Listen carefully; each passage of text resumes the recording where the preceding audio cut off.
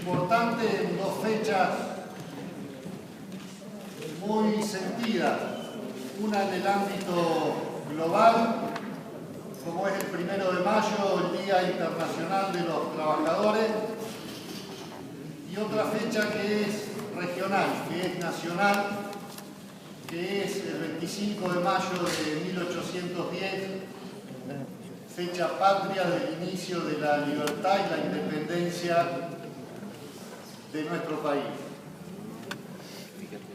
Particularmente el Partido Socialista, queremos recordar que ya han pasado 126 años de aquel 1 de mayo de 1886, donde 400.000 obreros distribuidos en más de 5.000 huelgas simultáneas en Estados Unidos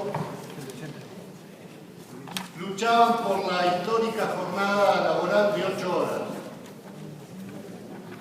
En 1889, el Congreso Obrero Socialista de la Segunda Internacional, que se celebró en París, estableció el Día Internacional de los Trabajadores en homenaje a los mártires de Chicago, que, como sabemos todos, mayoría de trabajadores anarquistas alemanes, fueron ejecutados en una farsa judicial que violó todas las libertades formales. Quiero mencionar que en aquel histórico congreso hubo un entrerriano de adopción, que fue don Alejo Peiré, que tan incansablemente ha desarrollado una tarea importante en la provincia de Entre Ríos. Si venimos más hacia aquí en la historia, en 1900 hacia adelante, el aporte del Partido Socialista a través del Nuevo Derecho, con Alfredo Palacio, con Juan P. Justo, que reconocen las relaciones contractuales que no hay partes iguales, tal como lo establece el derecho civil, sino que el Estado debe acudir en la protección del más débil.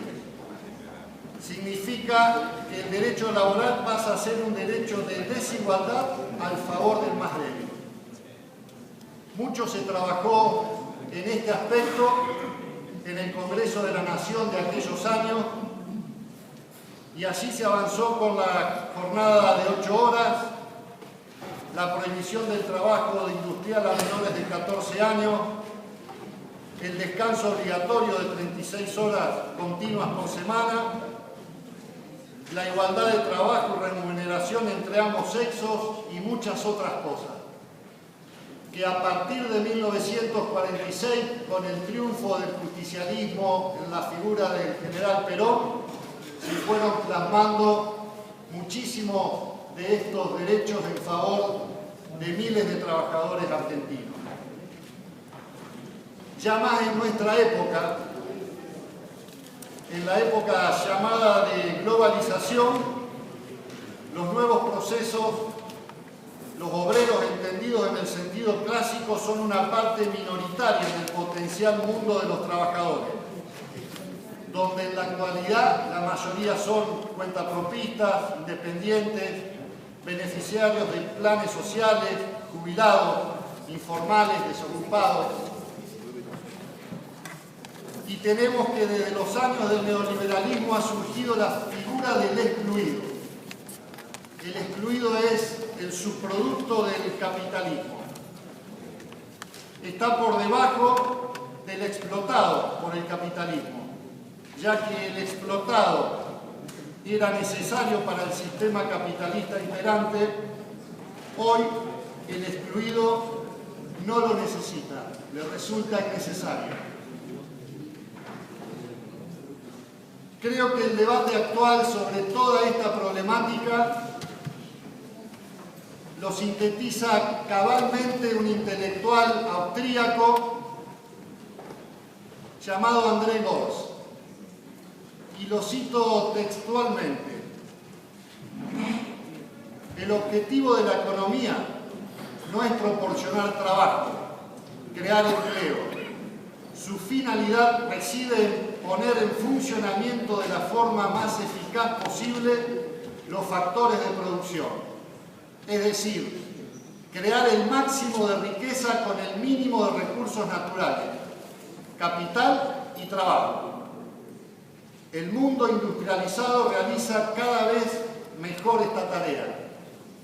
Durante los años 80, la economía francesa aumentó en un 30% su producción de riqueza, mientras disminuyó en un 12% la cantidad de trabajo que se requería para ello. Es pensar al revés la concepción de producir más para consumir más. Dice Gors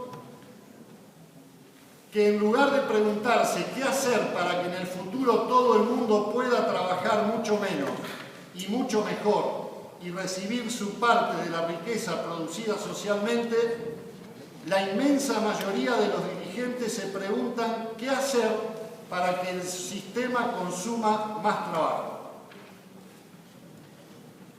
El pleno empleo, una meta imposible de lograr en la lógica del actual sistema, ya que si no se empieza a concebir la mayor productividad como trabajo economizado, o sea, la producción de riqueza como bien social antes que como bien privado, el problema del empleo seguirá agravándose con la desagregación social y cultural consiguiente.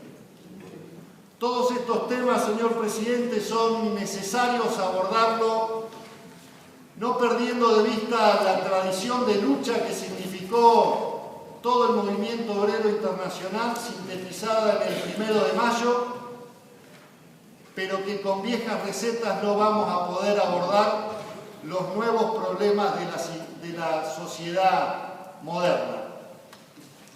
Por eso queremos rendir homenaje a todas las trabajadoras y trabajadores de nuestro país y el mundo. Queremos rescatar pensamientos como el de este intelectual que nos ponen en una dimensión diferente de resolver el problema de la desocupación y del bienestar de la inmensa mayoría de la humanidad, que el capitalismo, como muchas veces se ha dicho, está en crisis y seguirá en crisis en la medida que no avancemos hacia estas dos hermanas que deben caminar en paralelo, que son la libertad y la igualdad. El capitalismo cada día pone en mayor contradicción democracia con el propio sistema. Los socialistas creemos en la libertad, creemos en la igualdad, creemos en la democracia y creemos en un sistema de producción y distribución mucho más racional que el imperante. Sencillamente traer estas dos fechas, agradecerles a mis padres el respeto. 25 de mayo de 1810, una fecha fundacional de nuestra patria, y el 1 de mayo, Día Internacional de los Trabajadores. Gracias, presidente.